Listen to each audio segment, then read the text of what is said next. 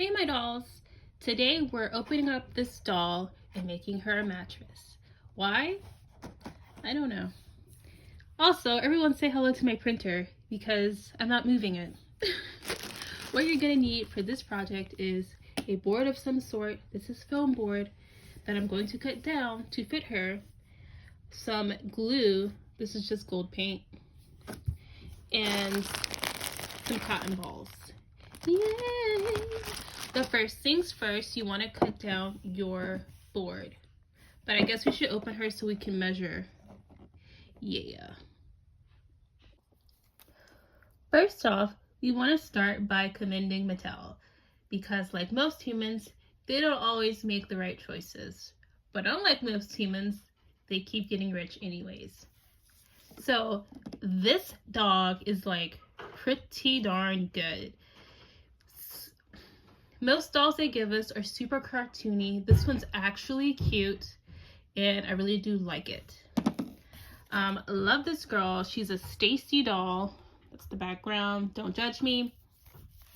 Love this girl. She's a Stacie doll. She has some neutral silver tennis shoes.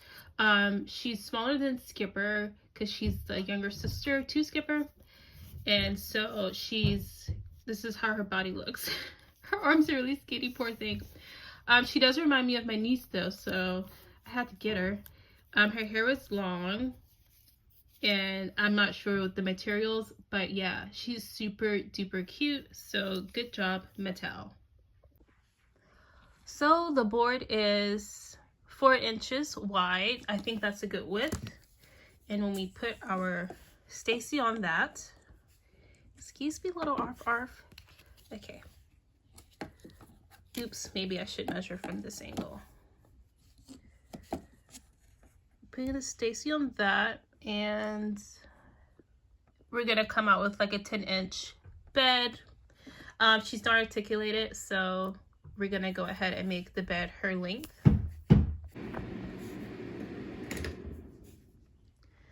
So once we've got our board cut, we're gonna just drip on the Elmer's glue like a generous amount, and then start putting on the cotton balls. Now if you want instant dry time, obviously just use hot glue, but this is like super user friendly and you probably have these supplies lying around.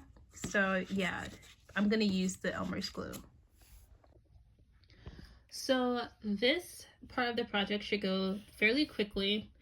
And since my bed was 4 inches across and my cotton balls were 4 inches across, I'm gonna say just estimate that you're gonna need about 1 cotton ball to every square inch of mattress. And so excusez-moi, choking over here. When you pick it up, it looks like this. And the next thing is you're gonna wrap it with some what's that stuff called, fabric or something.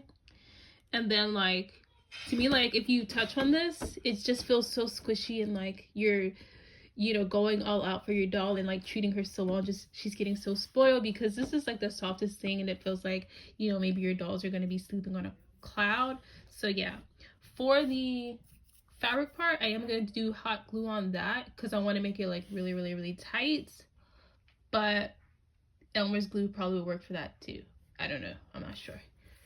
So, Stacie, how are you liking it so far? Oh, it's so soft. I could just roll around and lay in bed all day. Just like your niece. Don't tell her I said that. Okay, I won't. Da-da-da-da-da-da-da-da. Puppy! For my fabric choice, I'm going with this batting because it looks like this on the other side. You could use whatever kind of fabric is going to go with your aesthetic, but I kind of wanted to hone in on like, you know, the mattress feel of this, and so I feel like this is gonna like closely resemble a mattress. And then I can get creative with the future mattresses I make, but for the first mattress I really want to like hone in on that feeling. So this is the mattress, this is the underside, and you can always pretty that up and add more stability, even though it's pretty stable. But I'm just showing you how you can always pretty that up. And then this is the mattress part. and it's just very nice. It feels like an actual mattress, I think. Like maybe like an old-timey mattress when they used to be like stuffed with cotton and stuff and not like springs. I don't know. Feels cool to me. I'm not sure what I was thinking, but of course she wants sheets on the bed. So I did end up wrapping it with this nice gingham peach pattern, which I'm absolutely in love with. So yeah, I'm gonna make her like a top sheet, which is just basically you cutting another piece of this fabric and then just gluing down those edges with some Elmer's glue. So the next thing I did was I took, after I made the second top sheet, I took this other like rose print. It's like a muslin fabric. And I did the same thing. I just made it a little bit bigger, and then I folded down the edges and glued them, so it looks really, really like a cute little bedspread. And so now I'm gonna make the pillowcase. So here's the pillowcase that I'm starting to make. I'm flipping it like this. It's easier for me to like show y'all than tell y'all, I guess. So this is about the width of it when it's folded. And then the first thing I'm gonna do, since it's a pillowcase, I'm gonna do it with hot glue versus Elmer's glue, just because as I'm stuffing it, I don't want it to like rip the seams. So, but the first thing I'm gonna do is glue down like these two edges. So this edge and then the other edge.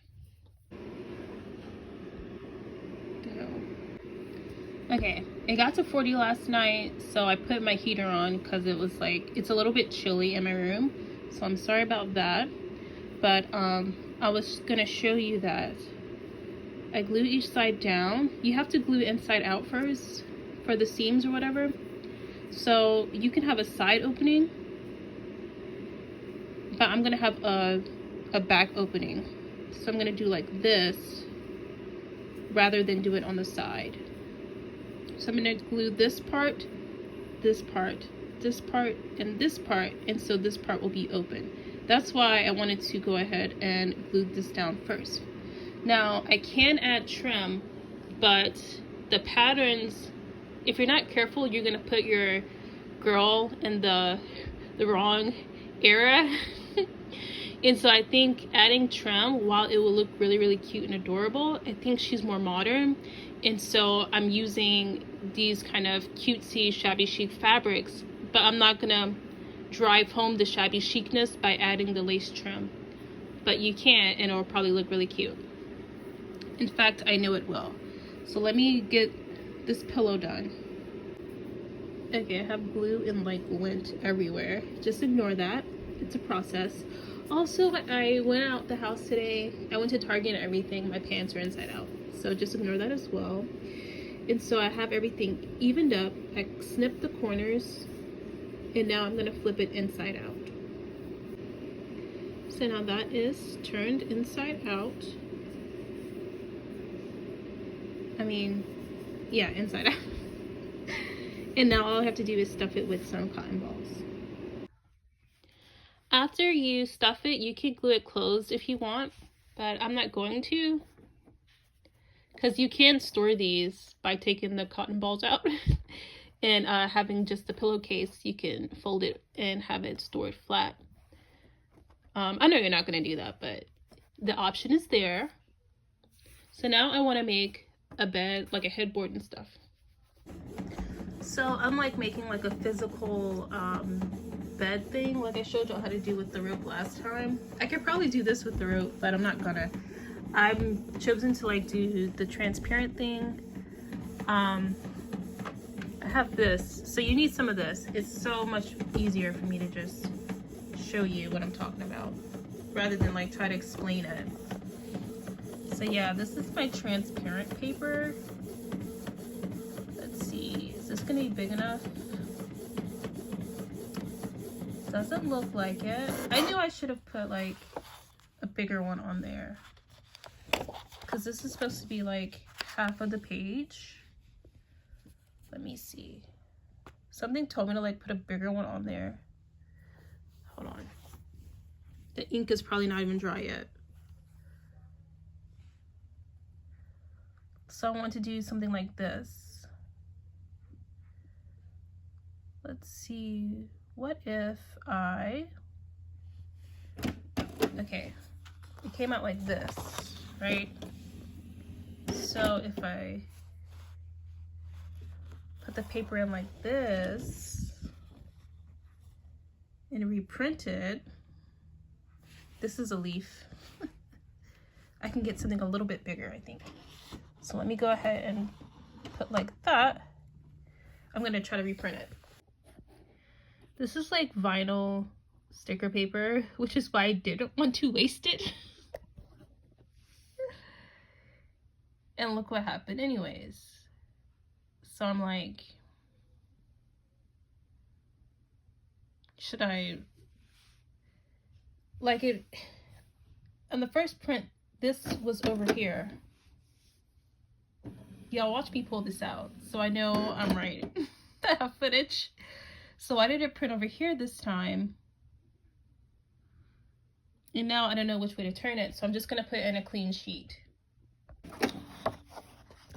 I can't believe that happened because now I have 3 that I can't use. And you know, the ink for personal printers is kind of stupidly expensive. So yeah, I can't use this, any of it. Honestly, that's still not as big as I would like it, but I'm just going to rock with it because I didn't want to like waste my ink. So this was the concept, at least. I have a bubble, and because I'm kind of foolish, I put the sticker directly in the middle of the sheet of plastic, so I can't like get another one out of this plastic. Yeah. Oh, but yeah, this is the concept.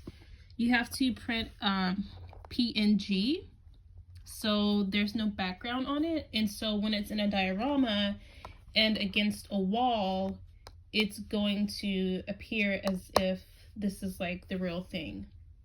So in theory, I'm sure someone can execute this a lot better than I can. It works really, really well. But in practice, I mean, yeah, if I wasn't trying to throw this together, then this would have come out at least without a bubble. Gosh. Hopefully the bed is going to cover this part, but still. So for the bottom of the bed, I have this washi tape that I got from Hobby Lobby, and I covered this piece with it, leaving a part to glue to the bed. And I'm just going to cut away the white part, so it looks like it kind of matches the headboard. I was going to do it all white, but then I realized, you know, it needs to kind of match the headboard. So I wrapped this in the same washi tape just to be a little more neat and consistent. And then for this part, I did stick some, I have more sticker paper that's matte finish, just so the glue has something to adhere to, because glue and slick surfaces don't really mix. So yeah, pretty much done with my bed. So now I want to make her an outfit, so I just cut out this shape, and I'm gonna start by gluing these pieces down. I then cut the bottom piece off, and I'm gonna glue that part down. I'm gonna fold that and glue it. So I think I may have, I don't know. This is how it's gonna be. Like, part's gonna be the back. So I need to fold the bottoms down so they don't fray, and then attach the sides. Okay, so after that dries, I'm gonna cut this part in half actually, because that's gonna be the opening, and put like a snap closure there. Or actually, it might be a pull-on shirt and I don't have to do that. We'll see. So for the sides, you do need to sew them just because they'll be receiving a lot of tension. And for the buttons, they're slick, so you do need to E6000 those if you don't sew those on. But for the sake of this video, I use hot glue, so. So I do have this fabric that I want to incorporate into the room somehow. Not sure how yet, but I'm just gonna go ahead and make her matching bottoms. And what you want to do first is cut out a piece like you're gonna do a skirt, but like maybe a big skirt, bigger than the size of the doll. And you're gonna add elastic to it, and then you're gonna sew a little the middle of it. I'm gonna show you what I mean. To better illustrate, I cut out two pieces. So this is a skirt that fits her, and then this is a one that is too big. And we're doing that because we're going to do elastic, so we need some space to have elastic, and also we need some room for hems, and we need some give room to make the shorts. See how I was talking about, like, this fits her, so you make it oversized. So the first thing you want to do is fold the hem and glue it. And then on this side, you want to run glue along there and like rub it in, but you don't have to fold that part because that part is for your elastic. You can also go ahead and run glue and rub it in on this side and this side to prevent the fabric from further fraying, and it's going to make it easier when you're sewing, so you don't have to worry about the fraying edges. So I did forget to mention that if you want cuffed shorts, to roll this the opposite way. So just fold it the opposite way and then probably fold it twice to get cuffs. But also you want to have extra room for that. So if you're planning to do cuffs, you need to account for that in your measurements. So I'm just running elastic through here, and then I'm going to pull it, the elastic, so that it will scrunch up. I'm doing this with one hand, so sorry. So basically that. So here that is, and you don't have to worry too much about the fraying because you glued it. You can go ahead and trim the fraying. Trim this, so when you when you finish your ends or whatever pulling the elastic through, you put your ends together and sew them together, and then you just need to sew down the back right here. I didn't do that yet because I ran out of thread, but yeah, first I'm gonna trim up my fraying edges, and then I'm going to sew down the back. So I had to start over because I messed up. This fabric is super free, so I recommend like using like a traditional cotton fabric and whatever this one is because it frays so much. My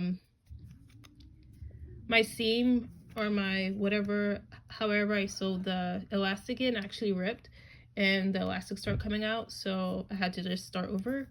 And then on this go around I did the cuffs for you, like I said how to do it. I didn't quite leave enough room also, like I said how to do it, but here's the skirt. And then what you're gonna do, if you want a skirt, just stop there, but if you want shorts, you're gonna take your thread and sew through there. So let me show you that. So here are the shorts, and I'll just show you, like I was saying, this fabric is super free, so yeah, you just have to be careful with the seams. I actually reinforced the back seam right here where the elastic meets with hot glue. So yeah, here are the shorts. Now I want to give her shoes other than the silver ones she came with, just because those don't really fit the vibe. And I'm gonna add a button right there in the front. So I do want to add some flowers to the room, so I have some faux flowers here. And yeah, two options. I made this one out of clay, this little vase, and then this is just a white bead. So what you do is you'll just fill that with hot glue and stick in your flowers. I am going to go with the white bead since it's readily available. I don't expect people to know how to do clay and such, but yeah, this bead comes from the pack of beads, wooden beads that you find at Dollar Tree. And so the hole is a little bit small, so what I did was I kind of cut down my roses and angled the tip of it so I can fit 3 roses in. And then, like I said, I filled with glue and stuck them in. So here is the finished result. For her shoes, I just stuck her on these sandals that I made from cork and leather straps. Like I said, the dog is really cute, so I just put it on the bed, and that is how the bed looks against the wall, the headboard I mean. I put her little mannequin in the corner. Her outfit looks really cute. And this is her nice side table. So the flowers look really nice. I put a random gold key there because it's just whimsical like that. And yeah, so I hope you all enjoyed this video and got a lot out of it. And this little girl is so cute. Hope you get a Stacie doll and now you can make clothes. Oh, did I mention I hot glued the elastic on? Hot glue and elastic goes really well together. So I do recommend using hot glue for elastic. So yeah, I love how the bed came out. Remember, for that you need to make that a PNG file. That way it's transparent. It might be a little hard to stick to plastic, but once it's against the wall, you'll be able to see. And I wouldn't stop at a headboard. Make a shelf or anything like that as well.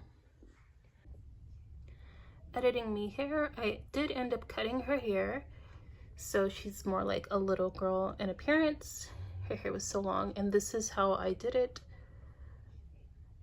I braided the front and then brought it back into a ponytail, and then I did one ponytail holder and then another ponytail holder, a rubber band I should say, and then I brought it down a little bit so it holds her hair like kind of out the front. So it looks like she has like a half updo.